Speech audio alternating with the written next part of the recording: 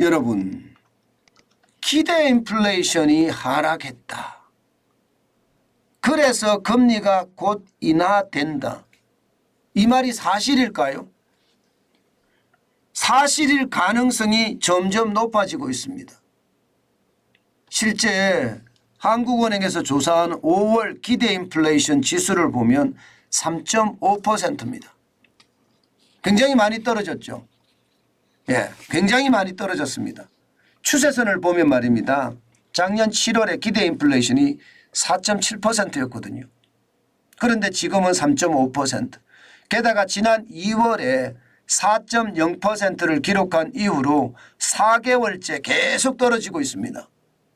3월에는 3.9%까지 떨어졌고요. 4월에는 3.7%까지 떨어졌고요. 5월에는 3.5%까지 떨어졌습니다. 이 수치는 앞으로 1년 후의 물가 전망도 3.5%라는 이야기입니다. 결국 한국은행 이창용 총재가 이야기했던 거 기억나시죠? 3%대에서 왔다 갔다 물가가 그렇게 할 거라고 이야기했는데 그게 점점 현실이 되고 있다 이런 얘기입니다.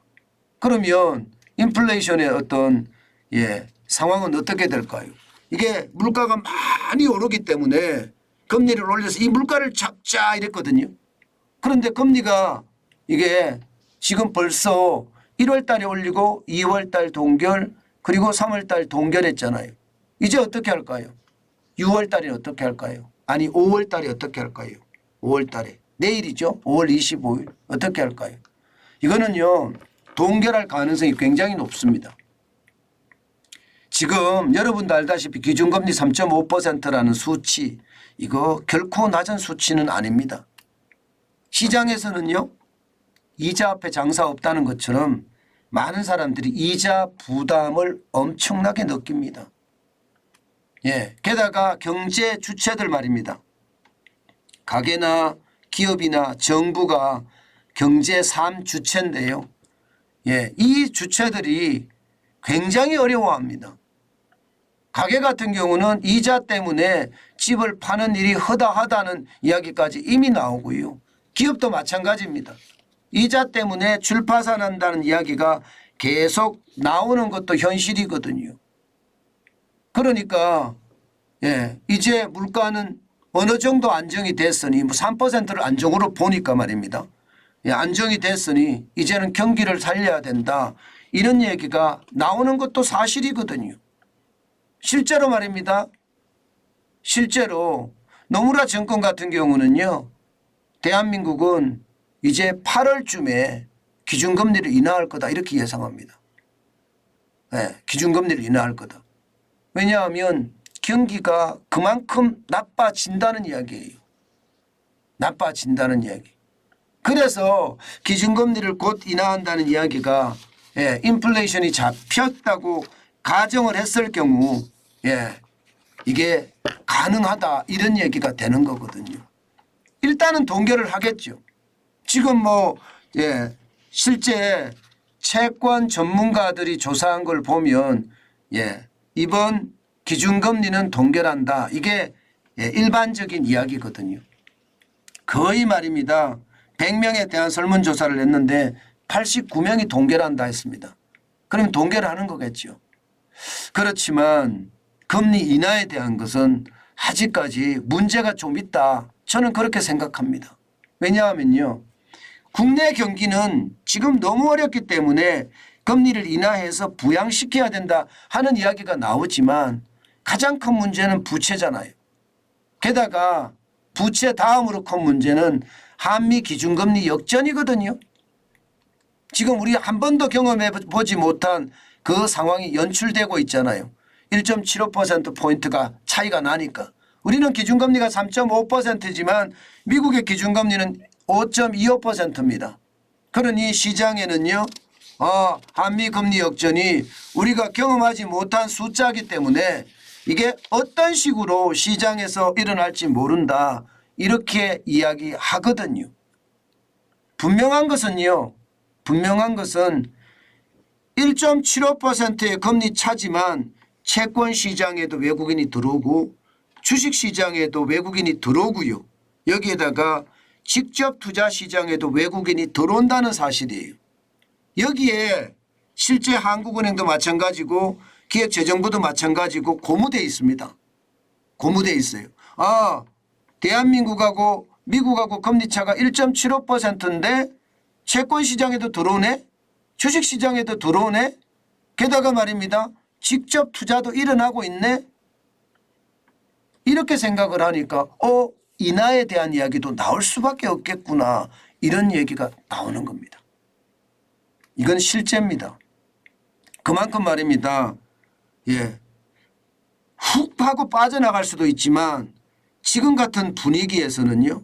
지금 뭐 외교적으로도 신자유연대, 자유진영과 연대를 더 공고히 시켜가고 있고요. 미국과의 연대나 일본과의 연대도 더 공고히 시켜가고 있는 상황이고 여기에 삼성전자, SK하이닉스가 대규모 투자를 단행한다. 그렇게 이야기를 하니 그의 어떤 하류 회사들 있잖아요. 하류라고 하면 안 되겠죠. 설비회사나 장비회사나 부품회사, 해외 큰 설비회사, 장비회사, 부품회사들이 국내에 투자할 수밖에 없거든요. 삼성전자가 대규모 투자하는데 자기들도 투자해서 들어와서 장비를 만들어 공급하고 설비를 만들어 공급하고 부품을 만들어 공급해야 될 거 아니에요. 그런 상황이기 때문에 채권시장, 주식시장 들어오는 데 이어서 직접 투자 시장도 지금 들어오는 겁니다. 그것이 말입니다. 결국 뭐 외교적인 어떤 활동이나 또 삼성전자나 SK하이닉스 그리고 현대자동차의 대규모 투자나 이런 것들이 동반이 되면서 이제는 경기 부양할 때가 됐어. 이런 얘기가 나오는 거예요. 노무라가 이야기하는 것도 이게 틀린 이야기가 저는 아니라고 보는 겁니다. 그만큼 말입니다. 우리 경제가 나빠지고 있다는 사실 그 속에서 말입니다. 생존을 하기 위해서는 성장을 해야 된다. 그러려면 정부가 금리 인하를 해야 된다. 이런 얘기가 되는 겁니다. 실제 한국은행이 말입니다. 최근에 이야기하는 걸 들어보면요. 성장률이 1.6% 이것도 낮은 숫자예요. 낮은 숫자입니다. 그런데 이 성장률 수준을 말입니다. 1.4%에서 1.5% 사이로 내린다는 이야기가 나왔습니다. 이미 나왔습니다. 이 이야기는 경제가 더 나빠진다는 이야기가 전제가 돼 있는 거잖아요. 그런 전제를 봤을 땐 결국 금리 인하 시점이 예상했던 것보다는 빨라지겠구나. 저는 그렇게 생각합니다. 저는 올해 안에 금리 인하가 일어날까 저는 그런 생각은 솔직히 좀 하거든요. 왜냐하면 물가가 이게 잡힌 게 아니라고 보거든요. 아직요. 물가가 잡히려고 그러면요. 이게 쉽게 말하면 기대 인플레이션이나 소비자 물가보다도 제일 중요한 게 근원, 뿌리 근자의 근입니다. 근원 소비자 물가가 중요한데 이 근원 소비자 물가는 여전히 5% 이상으로 높거든요. 그렇기 때문에 올해 안에 금리 인하는 쉽지 않아 보입니다. 그렇지만 경기 침체의 정도에 따라서 또 경제 당국의 어떤 자신감에 따라서 좀 달라질 수도 있다. 저는 이런 생각은 해봅니다. 문제는 금리가 인하된다. 이 말이 나오는 시점은요. 우리 경제가 굉장히 어렵다는 그런 이야기가 될 것입니다. 그만큼 L자형인데 점점 아래로 내려가는 L자형이 되고 있다는 그런 의미입니다.